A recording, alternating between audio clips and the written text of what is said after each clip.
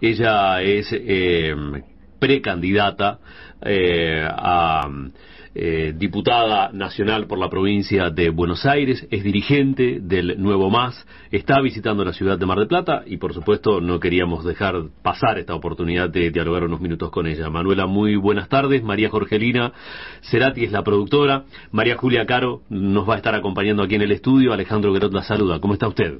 ¿Cómo estás, María Julia, Alejandro? Muchísimas gracias por el llamado. Un placer estar hablando con ustedes en esta tarde. ¿Cómo le está yendo por estas horas en esta recorrida por la quinta sección electoral y por Mar del Plata en particular? Muy bien, la verdad que estoy muy contenta de que sea una de las primeras ciudades que visito en el marco de la campaña electoral. Venía recorriendo mucho la provincia en tareas de solidaridad y distintas acciones en la pandemia, pero ahora ya en campaña estoy muy contenta de llegar acá a traer nuestras propuestas. Preocupada por la situación de los trabajadores. Mi candidato acá en la ciudad, Marcos Pascuán, me comentaba la situación de los trabajadores de la salud, de los salarios tan a la baja que están teniendo, tan lejos de la línea para quedar fuera de la pobreza, del problema de la precarización laboral también, de los trabajadores del reparto por aplicación, que además otro de nuestros candidatos, Mariano Pacheco Bush, es trabajador de reparto por aplicación, porque como sabrán, los temas que nosotros acompañamos en el día a día, en la militancia de la izquierda, que es estar allí donde hay reclamos sociales y donde hay problemáticas, después los expresamos en las campañas electorales, también se expresan en formas de candidatura. Sí, aparte, diferentes están así. Sí. Mar del Plata arrastra en este aspecto una situación que ya es estructural respecto de la precariedad en el empleo, de la necesidad de muchos trabajadores del pluriempleo, la precarización respecto de la condición en la que muchos trabajadores son blanqueados con medio jornal, con el perjuicio que ello le significa no solo al trabajador, sino también al propio Estado. Situaciones que se conocen desde larga data, pero que parecen sistemáticamente naturalizarse. Totalmente. Es muy importante eso que estabas contando y esa reflexión. Cuestiones que se arrastran, pero que ahora se busca naturalizar. A mí me parece que también hay un problema porque hay una naturalización desde el propio gobierno de Alberto Fernández y del gobernador Axel Kicillof que dicen, bueno, nosotros damos empleo, pero este es el empleo que se puede. Lo que pasa es que el supuesto empleo que se puede genera una crisis bárbara, porque, por ejemplo, entre los sectores juveniles hay una sensación de que no hay futuro. Ya es el colmo. Estamos, por ejemplo, trabajo de reparto por aplicación. Hay 55.000 empleados en ese segmento. Claro. Esas empresas no ponen un peso. Y esos chicos y chicas no son considerados ni siquiera trabajadores, los tratan de colaboradores, como si fuesen socios de esos grandes empresarios. No tienen RT, no tienen beneficios sociales, te pagan la ropa, si tienen un accidente nadie los cuida. Y es un perjuicio para el Estado también, ¿no? Respecto de su desfinanciación permanente. Sí, inclusive hay una desfinanciación permanente. Lo que pasa que a mí me parece que es como si el gobierno fuese muy tibio ante los poderosos, muy tibio ante los empresarios. Hay una justificación de que primero tienen que estar bien los empresarios bajo cualquier manera y después vemos. Y eso llega a los ribetes, la verdad que extremos, como lo que estamos viviendo acá. Pero incluso en otros sectores, por ejemplo, como los ferroviarios, que yo estuve acompañando ese conflicto también, que como no están en planta permanente, cobran un tercio del salario que les corresponde. Sí, muchos que están en algunas actividades, en algunos rubros, en planta permanente, pero blanqueado con medio jornal desde hace décadas. Exactamente. Esas situaciones son inaceptables. Lo que pasa es que ha llevado esa acumulación en este momento a que estemos viviendo una Argentina con el salario real más bajo en 18 años. Ahora, Manuela, estamos charlando con Manuela Castiñeira, precandidata a diputada nacional por el Nuevo Más. Muchas veces se quiere dar un debate respecto de una reforma laboral que, sobre todo, los sindicatos no están dispuestos a dar. El solo hecho de plantear una reforma laboral, ¿eso implica un perjuicio para el trabajador en general? Mira, hoy hay una reforma laboral en los hechos. Está sucediendo. El macrismo le dicen reforma laboral porque bajo los discursos de modernidad, de que como estamos en el siglo nuevo, hay relaciones laborales nuevas y entonces habría que rever cuestiones, para en realidad intentar flexibilizar y quitar derechos consagrados con luchas de décadas, como la jornada de 8 horas, que ahora está totalmente dibujada, o como tener, no sé, obras sociales, beneficios, digamos, aportes y demás, que con esto que vos me estás expresando, como la jornada de mediodía, ese tipo de derechos se ven totalmente afectados. Hoy en día lo que ha pasado es que las direcciones sindicales tradicionales pasarían una vergüenza bárbara si se hace una reforma laboral en el Congreso, entonces la dejaron hacer en los hechos. Y vos vas a la zona norte de la provincia de Buenos Aires, donde están las principales autopartistas, que eran símbolos de ciertos sindicatos por los derechos consagrados, contratos de agencia, con contratos basura, como se les dice en otros países y en otros continentes. Es un escándalo lo que está pasando.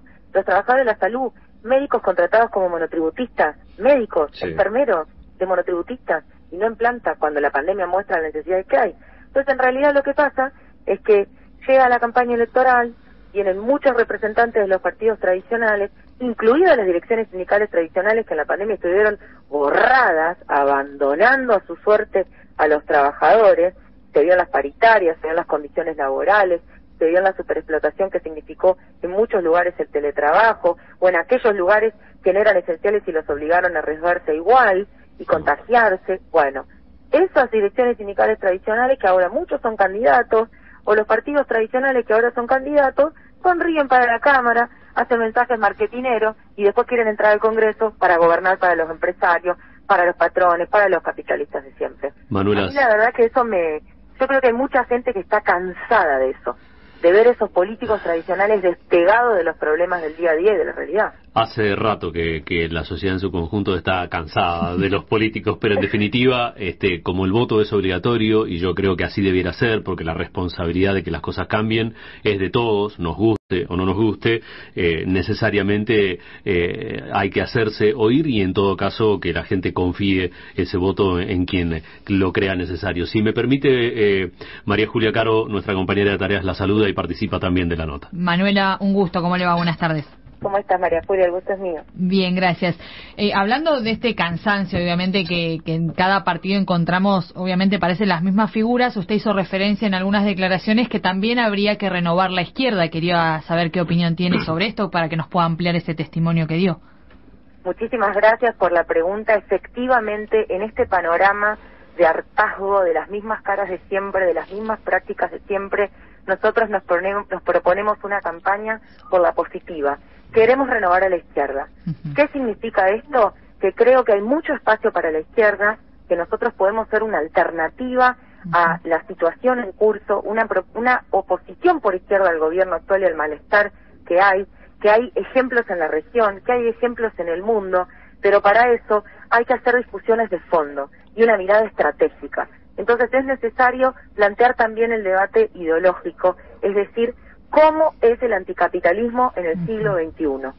Yo le propuse un debate a Nicolás del Caño, por ejemplo, por esta discusión, por la unidad y por la estrategia. Él se negó al Frente de Izquierda a hacer esta discusión porque tiene una mirada muy corta de lo que hay que hacer, muy inmediata.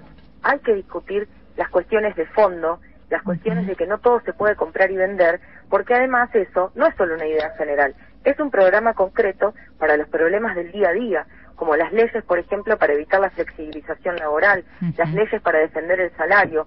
El resto de las versiones, ya sean neoliberales o estatistas de los capitalistas, o justifican o defienden la absoluta ganancia empresaria. Entonces ahí creo que acompañado de ideas, pero también de caras nuevas.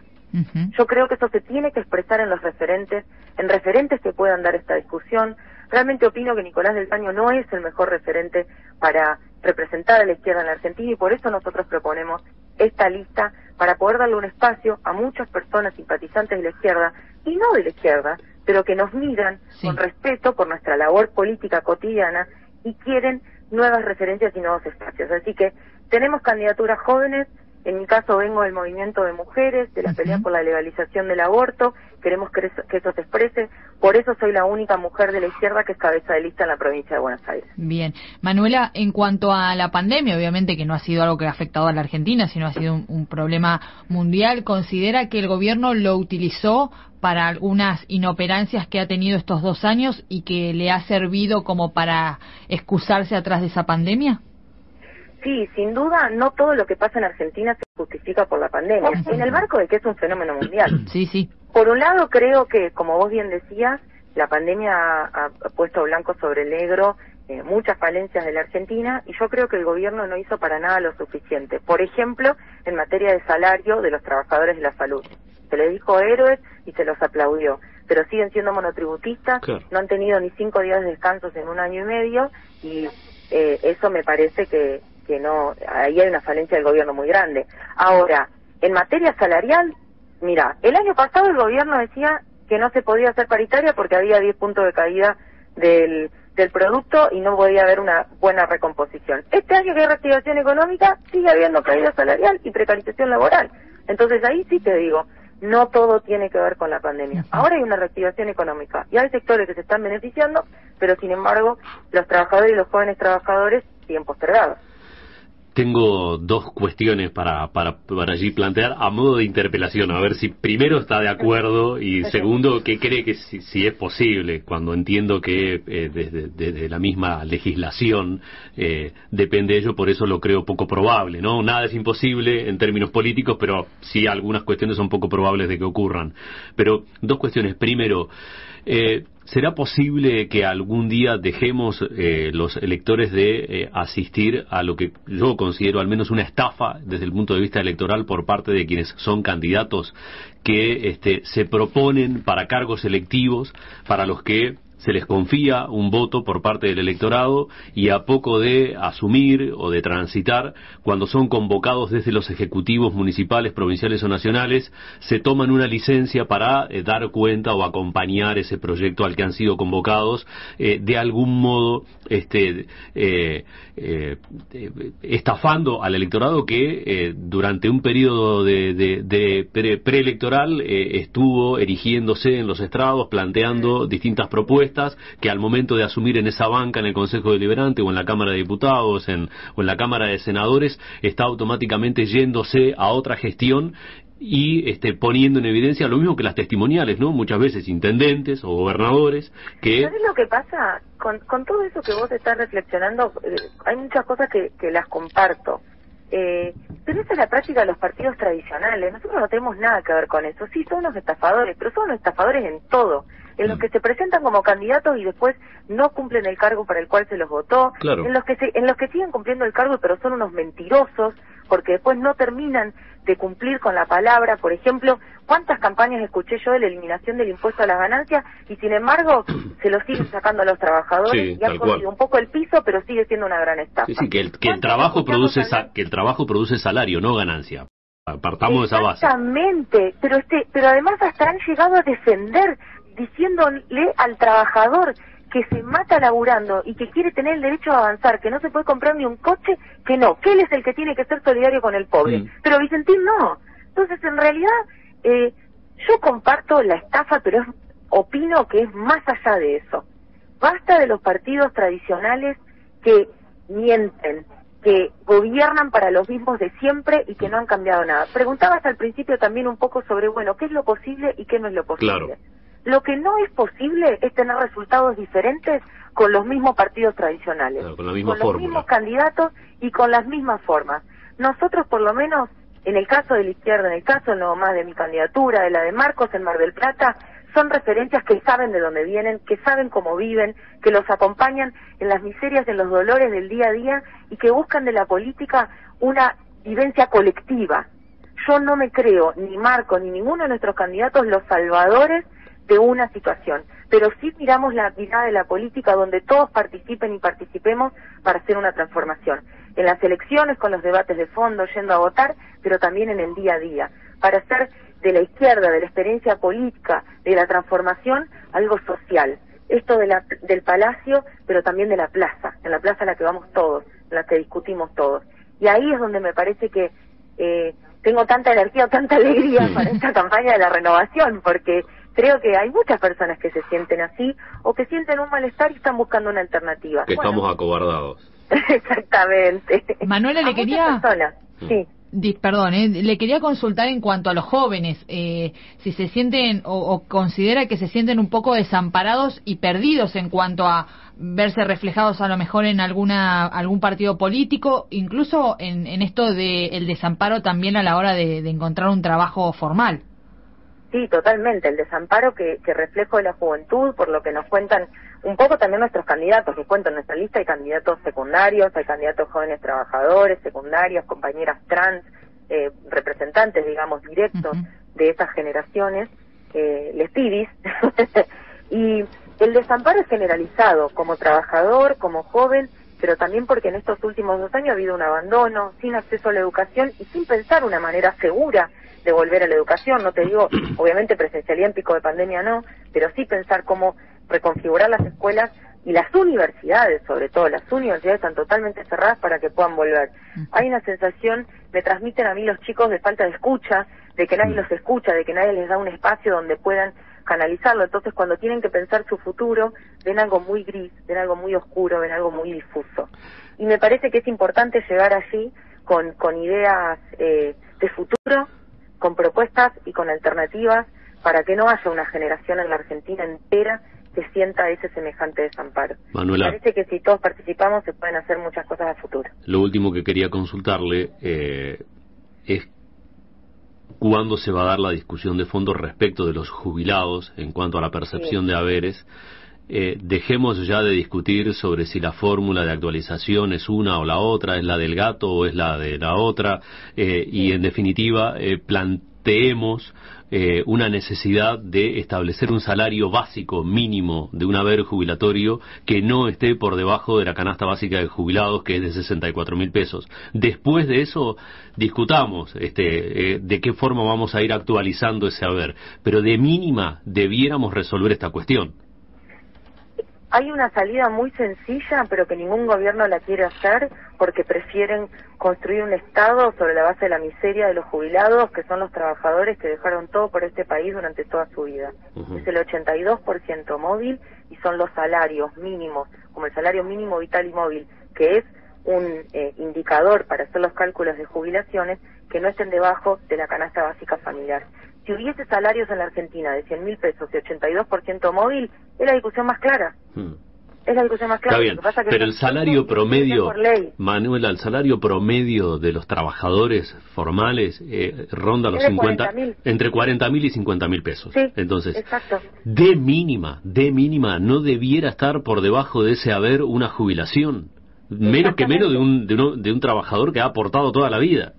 Exactamente, totalmente. Lo que pasa que no hay leyes claras para eso y tampoco hay voluntad clara, y además cuando se le condena al trabajador activo a un salario de miseria, se arrastra a todos detrás de eso. Entonces hay que pelear todos juntos. No, y aparte nos hemos convertido todos en el... Para entre todos levantar ese piso. Pero aparte todos, los trabajadores, nos hemos tenido que reconvertir en el pluriempleo. Todos en general tenemos 2 o 3 actividades para generar recursos económicos que sostengan nuestra vida familiar. Totalmente. Bueno, me parece que estas son muchas de las cuestiones que seguimos hablando. Los voy a tener que dejar porque... Sí, no, perdón, que se hizo largo también, es verdad. Los trabajadores estamos yendo a la Boston en este momento, que justo también habían estado en conflicto. También, y los vamos a acompañar, vamos a hacer una merienda de candidatos allí, con una caminata cortita, porque el clima está frío. Sí, claro, por supuesto. La salud de todos y de todas, pero nos estamos haciendo la actividad. Les agradezco muchísimo el espacio, por favor. La importante charla, es muy linda. Reflexionar, utilizar las campañas para reflexionar y preguntarnos cómo salir adelante. Nosotros le agradecemos a usted. Muchas gracias y será hasta pronto. Muy buenas tardes. Buenas tardes.